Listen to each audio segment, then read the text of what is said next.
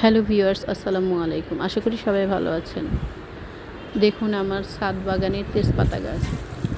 আমার এই তেজপাতা গাছ থেকে আমি আমার প্রয়োজনীয় যতটুকু দরকার আমি এই গাছ থেকে আমি আমার তেজপাতা নিই। আমার আজকে 1.5-2 বছর ধরে তেজপাতা বাহির থেকে কিনতে হয় না। মানে আমার প্রয়োজনীয় যত রান্না বান্না সব কিছুর জন্যই আমি এইখানকার তেজপাতাই ব্যবহার করি। অনেক তেজপাতাই হয়। আমি তেজপাতাগুলোকে কাঁচা অবস্থায় এগুলো আবার বাড়তি হইতে হয়।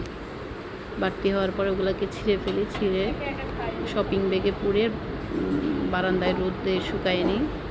ওটা শুকানোর পরে ভালো করে শুকানোর পরে এরপর আমি বয়মে পুড়ে রেখে দিই। আমার 2-3 মাস চলে যায়।